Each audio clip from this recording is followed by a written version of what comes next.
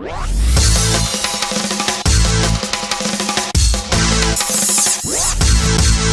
won't let a punk like you beat me! It's too strong for us!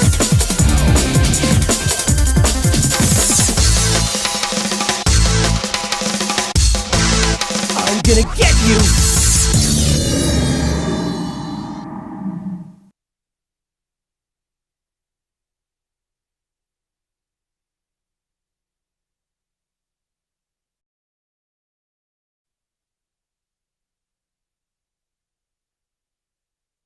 EA Sports.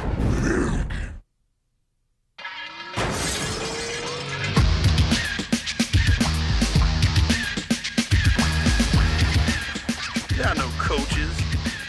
There are no stadiums. We play where we want, how we want. This is style over strategy.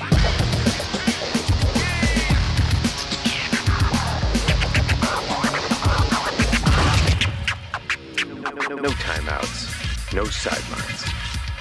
Out here, we play both sides of the ball. This is flash over fundamentals.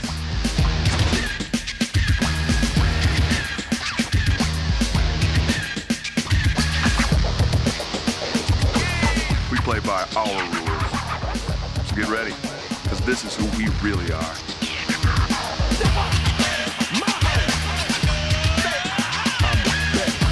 This is our game.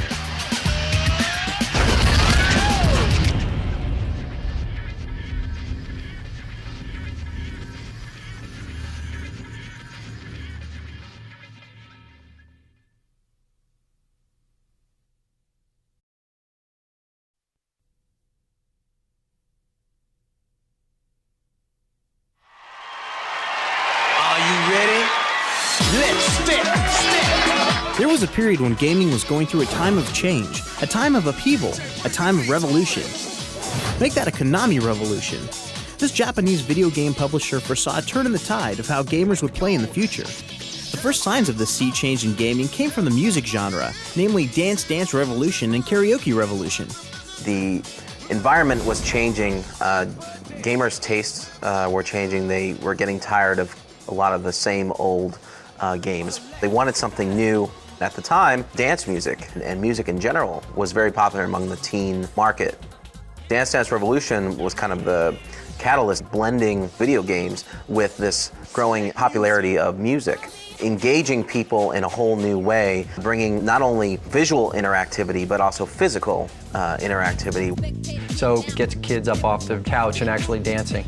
Karaoke Revolution is an extension of the Dance Dance Revolution series in that it innovates using a different type of input than the typical controllers. Dance Dance Revolution was something that in Japan started in the arcades, came to the United States as an arcade game, and we brought the Dance Dance Revolution series to the PlayStation console. This opened up a whole new level because people can now do it from the comfort of their own home. And now we're 5 releases later, we're now just releasing DDR Max 2 Dance Dance Revolution for PlayStation 2. To play Dance Dance Revolution, it's really easy. All you need is a PlayStation or a PlayStation 2 and this special dance pad peripheral hooks in just like any other standard controller. The way that the dance steps are programmed are based on the timing of the music. When the scrolling arrows cross those permanent arrows, at the very top, that's your cue as the player to step on the corresponding arrow on the dance pad. But it's really that simple. No one would have ever thought that sending arrows up on a screen would be something that people would enjoy, but it's the actual physical interactivity which makes this game so unique and has created all of this kind of frenzy and phenomenon. In the evolution of this revolution, there came a time when it needed to expand from the ground up, from the toe tap to the headset. We decided to take the Revolution brand one step further. If anyone's going to do a karaoke game, it would be Konami, just because we had such a dominance in the music gaming genre. And we've extended that brand by coming out with a new game called Karaoke Revolution. And similar to Dance Dance Revolution where you're dancing, in this game you're actually using a microphone and you're singing. This USB headset microphone, which is something that already exists for the PlayStation 2, detects your voice, and through proprietary software that Konami and Harmonix have created, the game detects how closely you hit the notes for particular lyrics and how in rhythm you are to those lyrics. We chop up the songs into phrases, and we rate each phrase. So if you sing a phrase very well, you'll get a rating, and based on your rating, you're assigned a score, and also the crowd will react. You know, the game is all about having fun. So if you're not a great singer, you can get in, kind of dial the difficulty down to easy, really have a great time. If you want a challenge and you're a great singer, you can ramp up the difficulty yourself. And when it comes to what songs you want to sing along with, you get a lot of choices. Karaoke Revolution comes with 35 hit songs, songs that anybody will recognize. We tried to touch a lot of different music genres, everything from pop, rock, dance, new hits to, you know, hits of the 80s, the 70s, classics. So you can sing, you know, a brand new hit by someone like Michelle Branch or Avril Lavigne. There's really something in there for everybody. Getting all these songs into the game took a lot of work, but it pays off when the original artists have a go at Karaoke Revolution. We had to actually record cover versions of the songs for various reasons. But I've heard that OPM has been a little sneaky and brought in some of the artists to actually try out the game with the original singers, which I think is great. It's always a little strange when you hear someone impersonating you, but I'm excited to see how well I'm going to do against the Jim Blossom's vocalist impersonator. I'm going to try and kick his butt. Tomorrow we drive around this town and let the cops chase us around. The past is going, something might be found to take its place. Hey, jealousy. Slightly different than what I remember doing. Well, I'm really excited that Hey Jealousy is on Karaoke Revolution. It's like being on one of those greatest hits records of the 90s or something like that. And it just secures the song's place in pop culture history. In the ever-changing world of pop culture, it's important to learn from history. But if you've got a revolution going on, you need to focus on the future. And you better believe the folks at Konami have an eye on the next step in gaming experiences, featuring specialized peripherals like the dance pad and the USB headset for PlayStation 2. The music game genre is a really kind of relatively new genre, and I think we've only begun to tap into the types of things you can do with music and games. You're going to see more things like Karaoke Revolution coming out where it's taking typical experiences that people are used to and applying that into an interactive gaming experience. Both of these games are definitely, I think, a sign of something to come in the future where we rely more on specialized controllers that enhance the gaming experience. In the future, people might look back to games like Dance Dance Revolution and Karaoke Revolution as pioneers of a new style of gaming. The good news for all gamer types is that the Konami Revolution will most definitely be televised.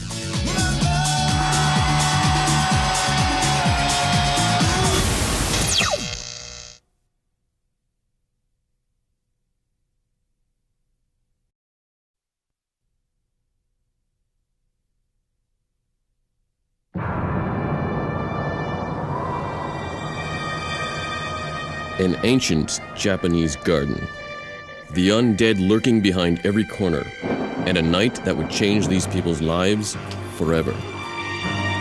With their blood soon to turn white, their hair about to go gray, this group of journalists have arrived at a mysterious Japanese tea garden for a nighttime scavenger hunt to celebrate the launch of Tecmo's highly anticipated horror game, Fatal Frame 2: Crimson Butterfly. Do you see dead people? Lots of dead people? So do Mayu and Mayo, the young female stars of Crimson Butterfly.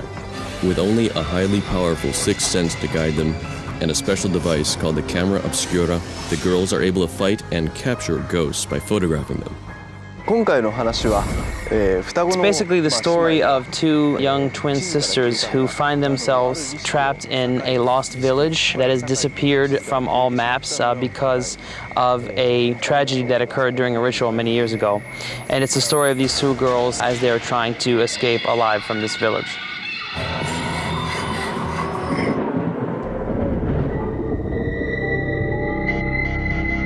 The ancient forest setting, filled with ghosts, spooks, and a horde of frightened journalists, was the perfect setting to introduce a real-life Ghostbuster. Meet Northern California's own Professor Paranormal. Before the hunt began, the professor enthralled the crowd with a few magic tricks and ghost stories. Some of those experiences involved spiritual forces. And to this day, the owner is still trying to figure out whether or not the stories about a crimson butterfly are true.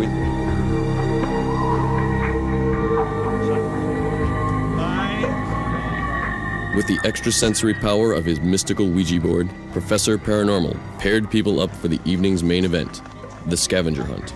The teams were then equipped with the very same devices Fatal Frame 2 players use in the game, flashlights and a camera.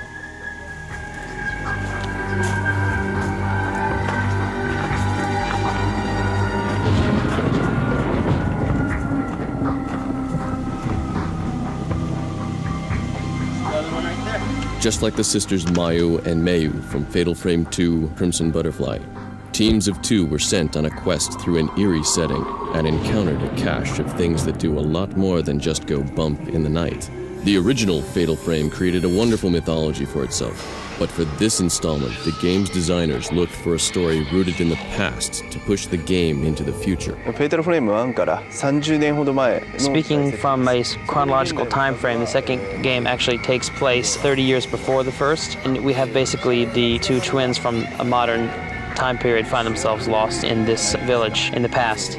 And there will be some connections with the first game. People will recognize some of these characters. Also, there will be background in the game that will kind of tie it in with the first game.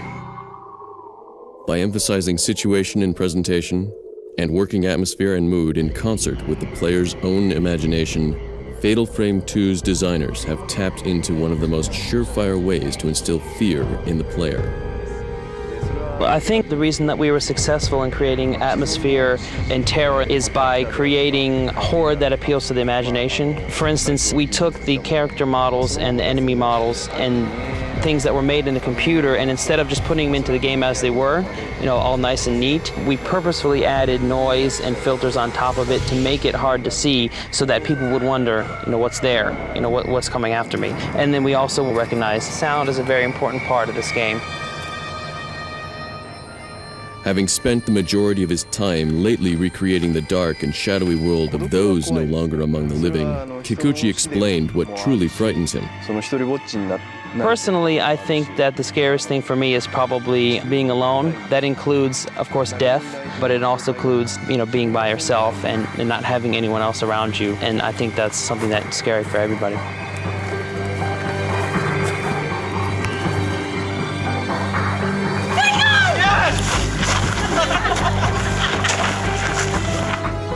Awash with fright and exhilaration after combing the woods and encountering a few ghouls along the way, attendees were in the perfect mood to give Fatal Frame 2 a try.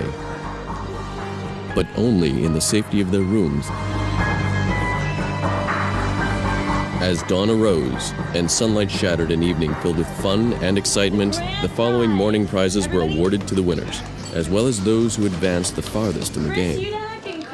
With their wits about them and raves all around, this group of trick-or-treaters gave the game and the weekend overwhelmingly good reviews. Everybody in the room screamed out loud, and we're all grown men. I don't think you could make better atmosphere in any game. It was totally scary. Just a cool little way to get the whole Fatal Frame experience.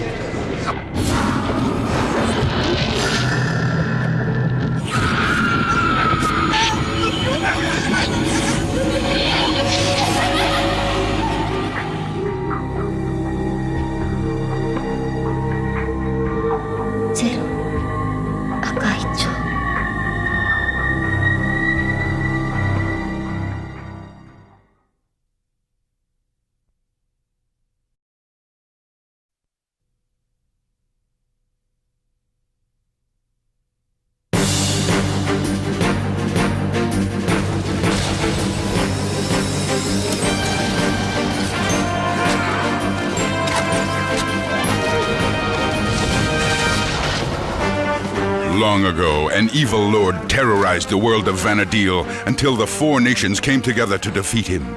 Now, in the year 863, rumors of a resurrection are afoot. This time it will take the strength of an online video gaming community to defeat him in Final Fantasy XI.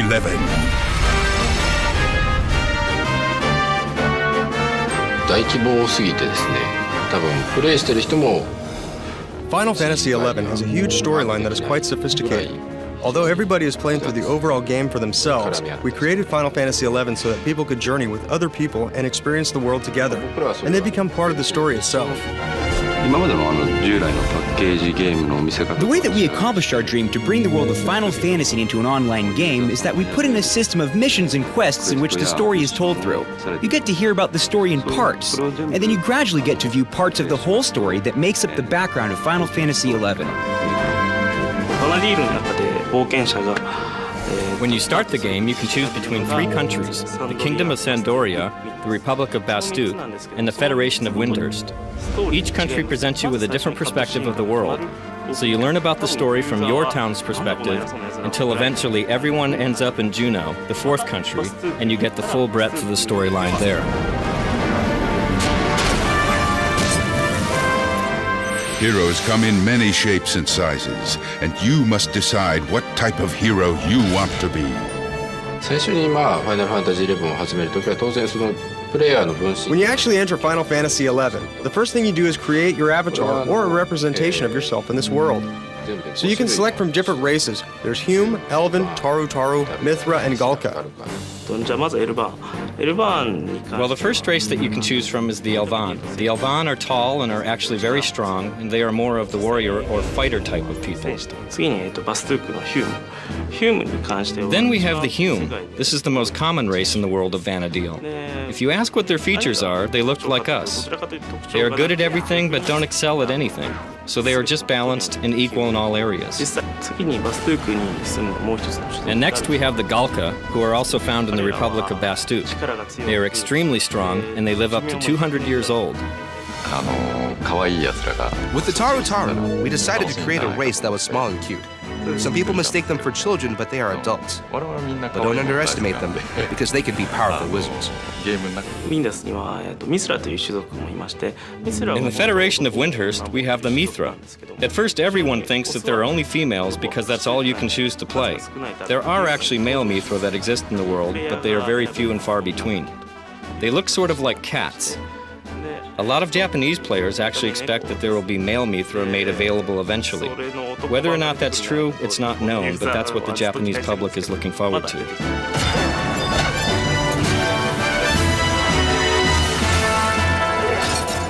But peace no longer is the norm in Vana'diel.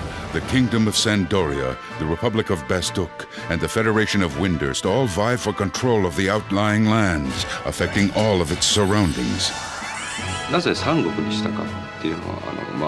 Well, first of all, you might ask why there are 3 countries or 3 kingdoms in this world. Having 3 countries allows you to have each country with its own set of values. And that set of values changes the perspective of how they view the world. The 3 major countries are fighting over who possesses the land. And the conquest is basically that the countries can fight over the land and see who can gain the most resources. And that affects the gameplay too. The country that you choose to start out in could be winning or losing the conquest, and that will affect how the country appears and what type of items they are selling. We made the conquest system so that people can work together in order to interact, get those extra items or extra things for their country, to make it easier for each other.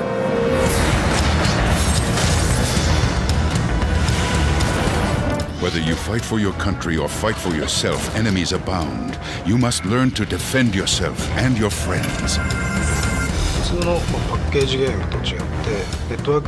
This time, the battle system is different from previous offline games because in those offline games, you fight by yourself, and you go through the story and you see an ending by yourself.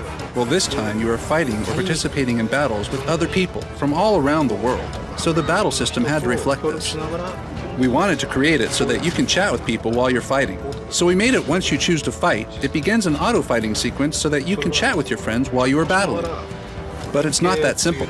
All the battle abilities and magic that you can use have to be timed, and if you join forces together and cooperate with players to time your attacks together, you can perform special chain attacks. So if you can time them right, it does a lot of extra damage than if you were just fighting by yourself.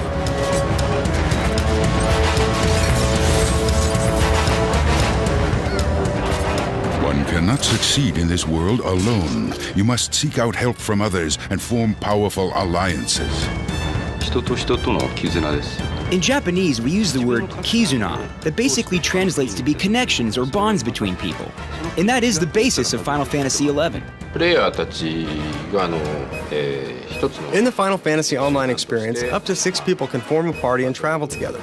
And when you collect people and form a party, you tend to gather people who will play different roles to have a balance. You allocate the roles in order to battle in a more effective manner. But then to defeat large-scale bosses or to complete large-scale missions, you can form an alliance of up to 3 parties, so you can have up to 18 people fighting together. But if an alliance is to be successful, you must be a valued member of the team, so choose your role wisely. Initially, you can choose from 6 jobs. You can start off with warriors, monks, white, black, and red mages, and thieves. In the Final Fantasy XI world, there's a thing called a Mog House, which is like your private sanctuary that allows you to change your job at will. There's no limit to when and how you can change jobs. So originally you can start off by switching any of the 6 jobs freely. Then, when you get to level 18, there are special quests that you can do to gain support jobs. In most online games, if you're just a warrior, you're the same warrior as everyone else, but you just have a higher level that makes you different from other people. So in Final Fantasy XI, we decided to add a support job. It allows you to be a warrior that can also cast magic, or a warrior that can easily find rare items, or a warrior who can summon beasts from another world. If I give away too much, please ignore me, but when you get to level 30, you will discover that there are extra jobs that are made available. And these are sort of hidden in the game, and that you can do special quests to achieve the right to be able to take on those jobs. So look out for them in the game. The vast online world of Final Fantasy XI is the beginning of an RPG gaming revolution. There is much more to this story. New devices and surprises must be revealed. In due time, the rest will be told.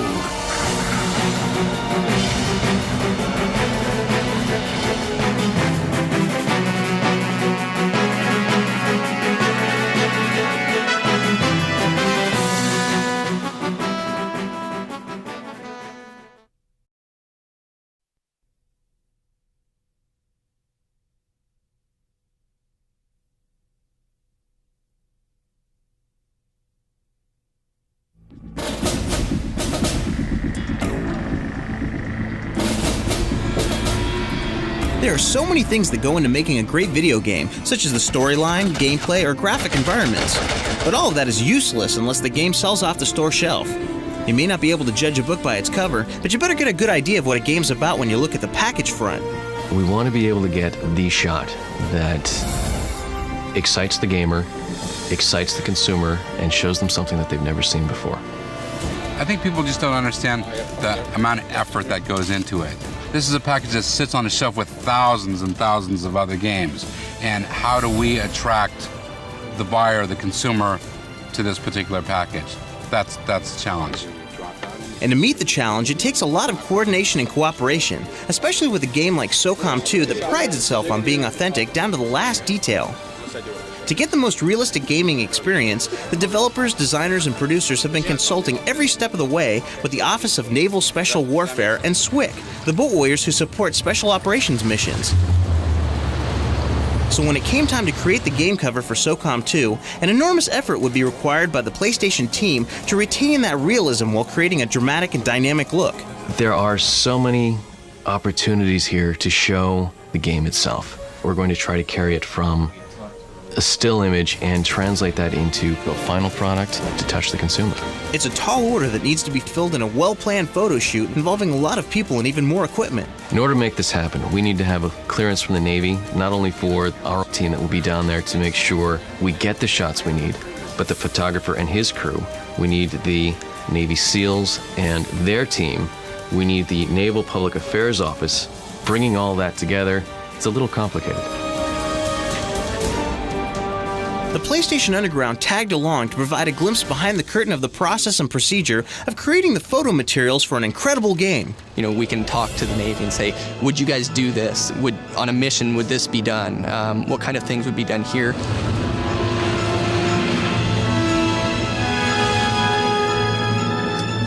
We wanted to make sure that this didn't look like a Hollywood setup. Everything that we do here is true to how the SEALs would actually move, how they would walk, cover each other, anything and everything.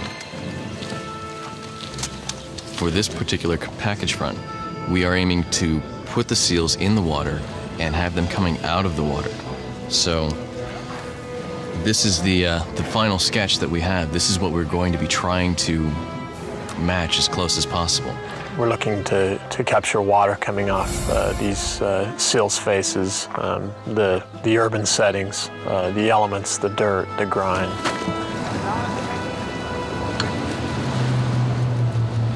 As a photographer, the biggest challenge is to photograph men of power. And these guys are super men of power, and I have to get emotion out of them. But the Navy SEALs have their own idea of what the shoot is about. I think one of the things we're really trying to concentrate on bringing here to the shoot is accuracy.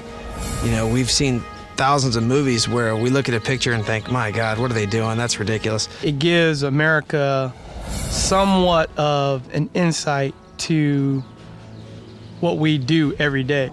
When working with Navy SEALs and SWCC personnel, the photographer must take what is given and know that that will be more than enough. Usually when we work in the advertising world, we're faking everything. You know, we have an actor, we have a model, we have props, we have wardrobe. You come here, they have everything. They have the proper face paint, they have the proper weapons. I don't have to worry about authenticity. I just kind of had to place the people and let them go through a scenario, and they gave me more than I could ever direct them into. I got Navy SEALs, I got guns, I got boats, what more can you ask for? When you get the real thing, people know it, and kids are a lot smarter today. They're not snowed over with the fake stuff. That people really get excited when they know that actual SEALs are on the package front. This photo shoot has been geared towards maintaining authenticity of the Navy SEAL and SWCC experience, but state-of-the-art production techniques will be incorporated to deliver the final product. So many elements that go into this package front. One photo is actually a composite of about 20. You have the guys, you have the water dripping, you have the city element. On top of all that, you have to drop a logo on the front, as large as it can possibly be. We're going to have to do a little bit of magic and digitally incorporate the different elements. What we're trying to do more than anything else is enhance it a little bit without losing the life of the original image. But not so much that the original reason for using still photos is forgotten. The reason we do this with photography and not, say, a 3D render or an illustration, there's no life there. And that's what this game has got. This game has got a lot of life. What's going to guide us on what images are going to be used when it's all said and done, honestly, part of it is just a gut reaction. You look at the image and you say, wow, that's cool. When it's all done and you see it on the shelf, it is complete. The logos are where they need to be, the guys are where they needed to be, all the colors are dead on, and everybody is signed off on it, and it now lives and breathes on the shelf. That's probably one of the most exciting parts of the job.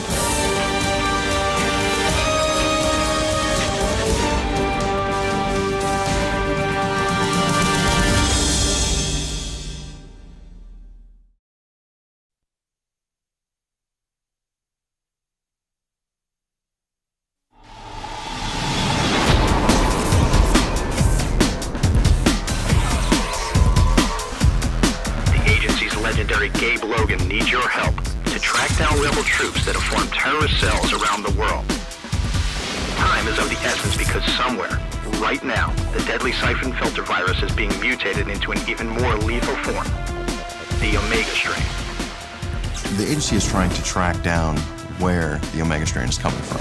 Omega strain is a deadly virus that's been manufactured and now being sold throughout the world in the black market, and you guys must put a stop to it. I will deal with him if I can find him. We get information where there has been either viral outbreaks or, we hear of an arms deal going down. Hotspots are popping up everywhere, so be prepared. You're going to be visiting many places throughout the world. Don't think of this as a vacation.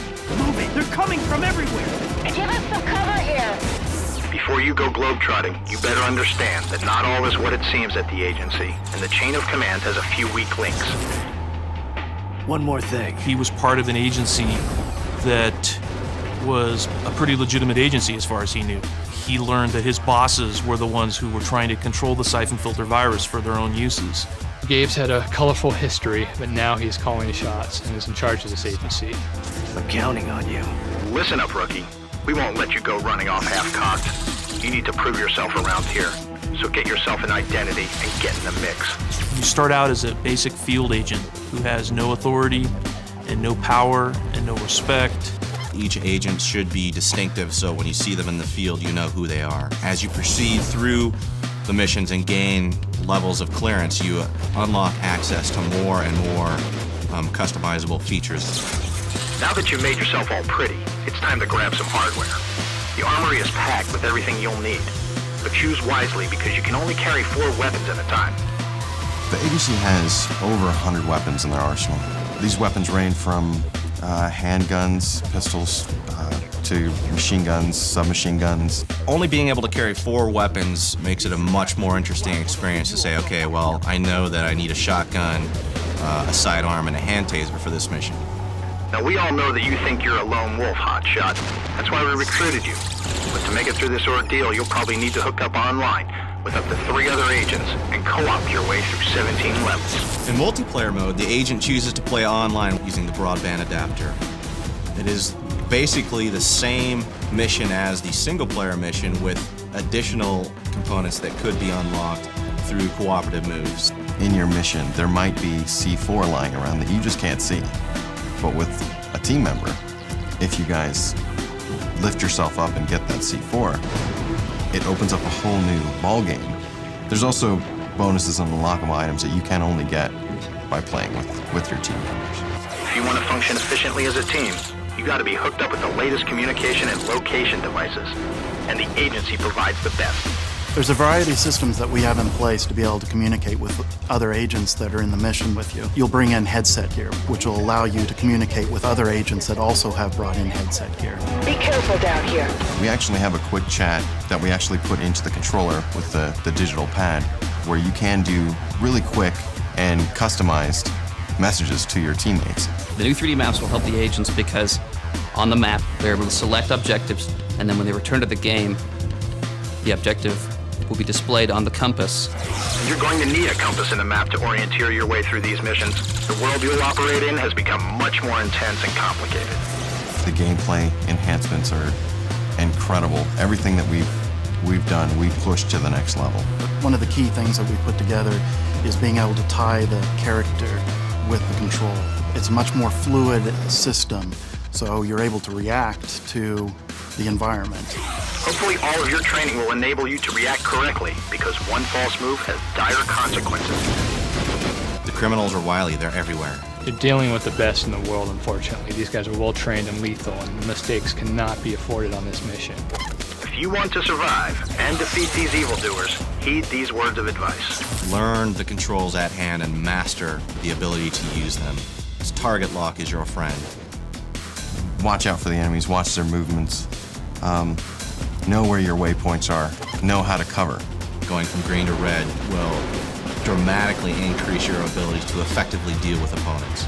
Get as close as you can without, being seen, and take the stealthy approach whenever possible. You have to really do some exploring. You have to really show some innovation. You have to be the best agent that there is. Even if you execute all this to a T, the outcome is in doubt. Your country and the world need you to help defend and protect its inhabitants from these rogue criminal forces who want to unleash the terror of the Omega strain. Gabe's agency is going to be dealing with any crisis that requires expertise, requires secrecy, requires know-how that only Gabe and his agents can bring. The reason why you're here is you're the best of the best. The outbreaks have gone global and we don't have the manpower. That's why we're looking towards you to help us out. Obviously you were chosen because of your skill and your abilities, so please don't let us down.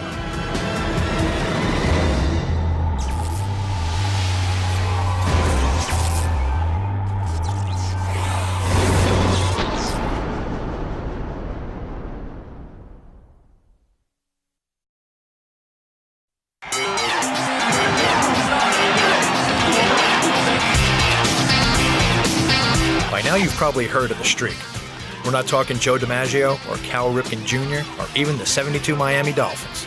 No, this is way bigger. Well, maybe.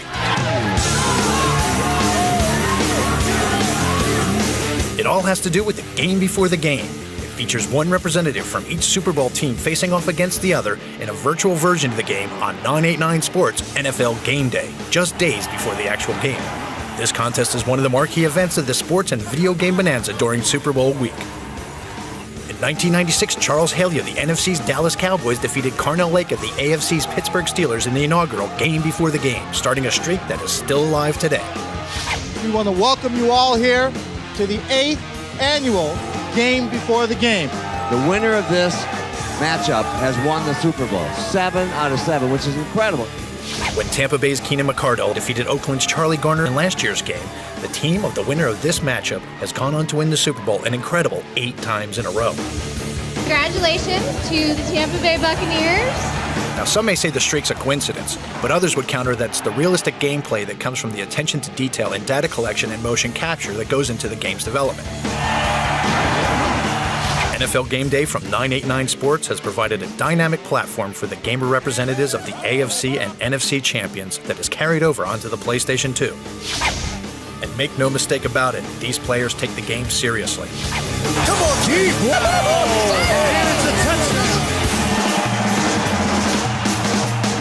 In the stats-crazy world of the Super Bowl, the game before the game is as good an indicator of the eventual winner as there is.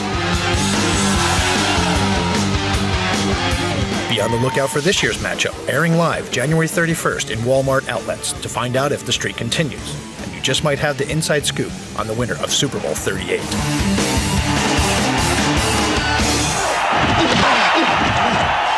For more information, go to GameBeforeTheGame.com.